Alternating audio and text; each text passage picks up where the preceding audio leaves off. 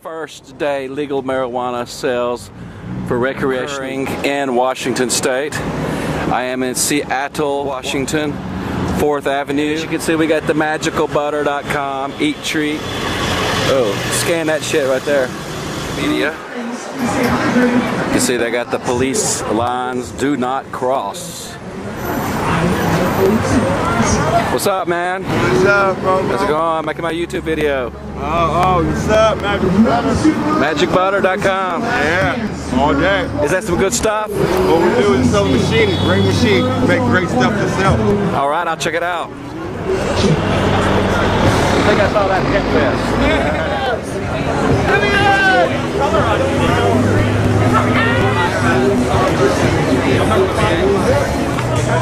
Great.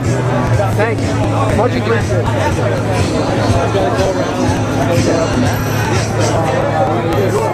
Gather starts right here, goes all the way back there, and the store doesn't even open till noon, which is about another hour, so we expect this line to get longer and longer as the day goes on.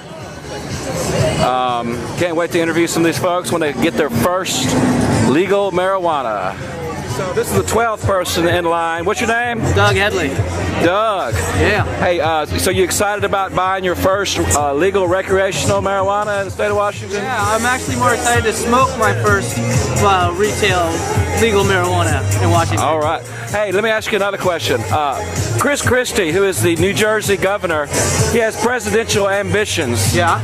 He recently said, when asked, how would you handle states like Colorado and Washington who have legalized marijuana for recreational uses? And he said, I would not treat them very well. What would be your response to Chris Christie? Well, he doesn't have my vote, obviously. 5th place in line. What's your name? My name's Damien. Dave. Damien. Damien, are you ready to purchase and smoke your first legal weed? I am. All right. What about you? All right. This is a historical occasion. Yes, it is.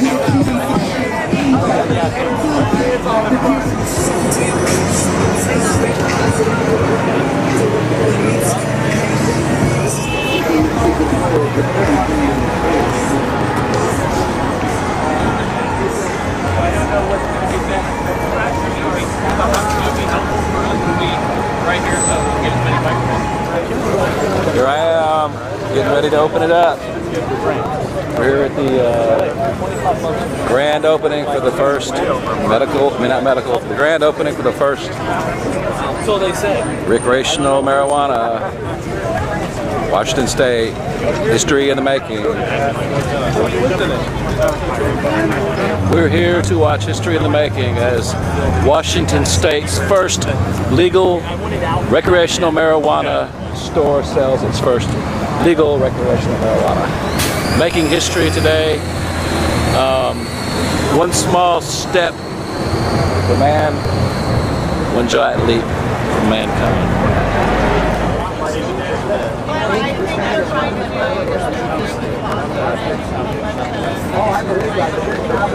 Check it out.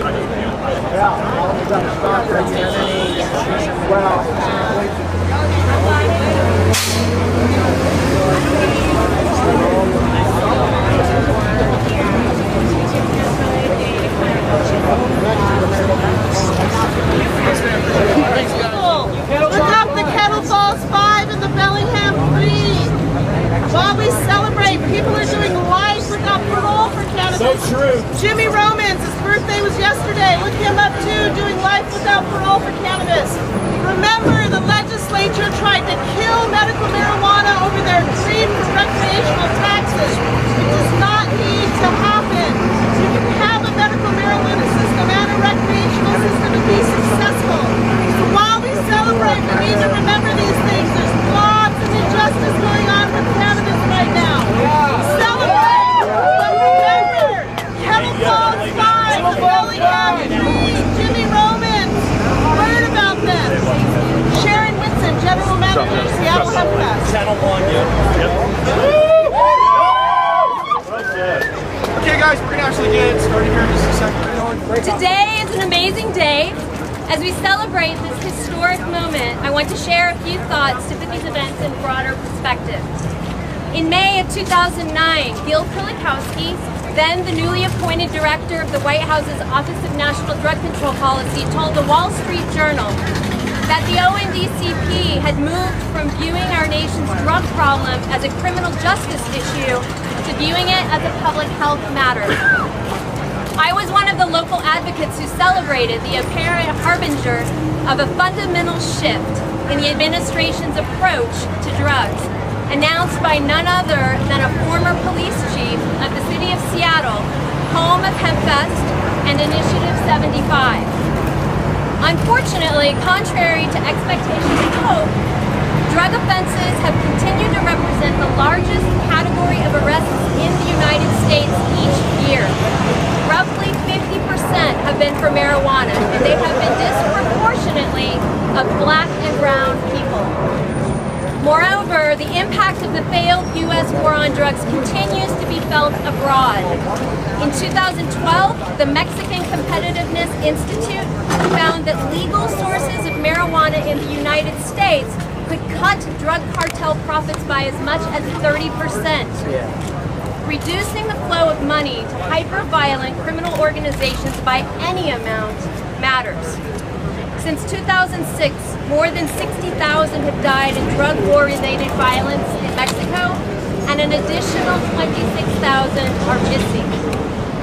Here in Washington, since 2007, marijuana prohibition has directly contributed to homicides in Everett, Spokane, Puyallup, Orting, Federal Way, and Seattle. Initiative 502, as our city attorney pointed out early in the campaign, is a game changer.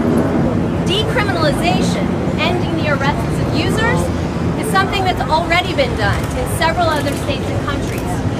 What we are tackling today is the supply side of the equation. We're moving marijuana out of the shadows, regulating it for consumer and community safety, dedicating new tax revenues to keeping kids healthy and keeping them in school. We're finally taking marijuana out of the criminal justice system and treating it as a public health issue.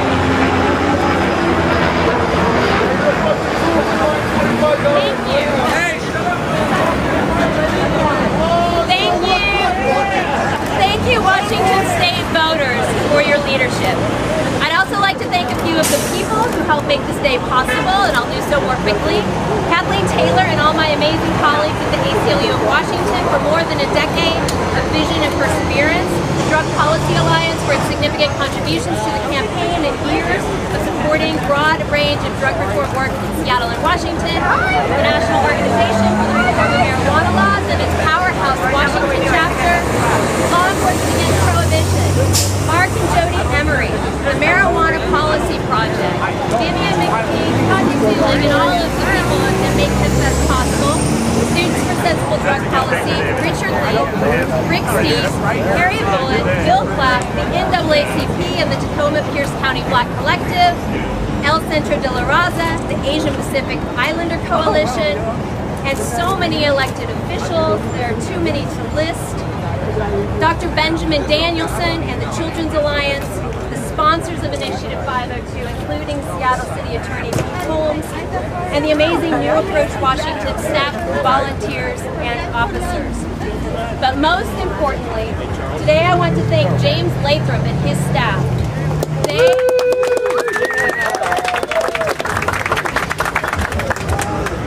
and other small businesses across this state are undertaking the formidable challenge of creating this new legal marketplace and proving that we can do better than prohibition. I hope we will all support them and honor their hard work and sacrifice. Thank you, James. Thank you, Pete. And thank you, Seattle.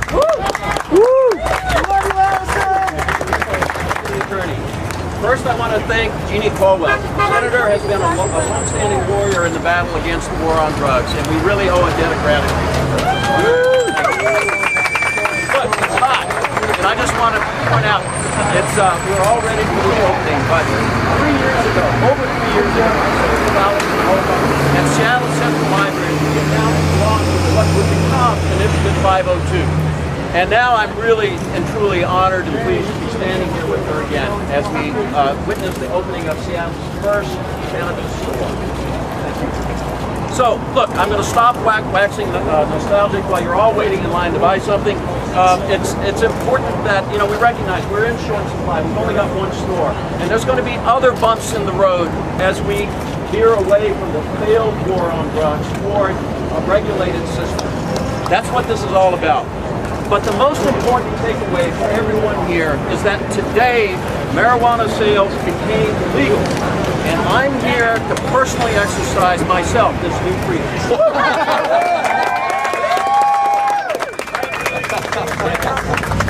Congratulations, Allison. Congratulations to the voters of Washington. Thank you all.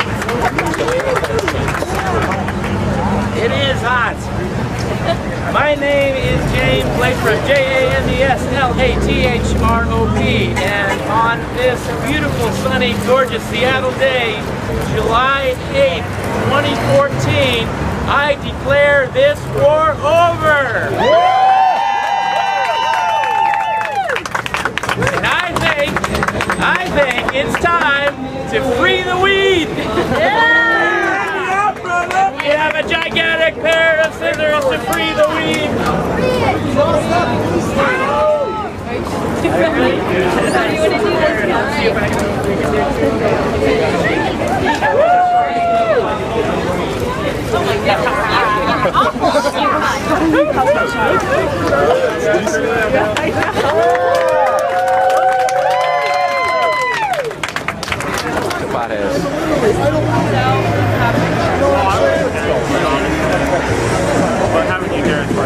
Hey, Slee, what are you, John Lennon? No. He's dead.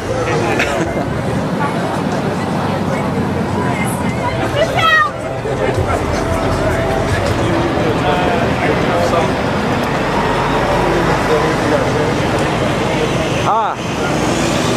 Hi.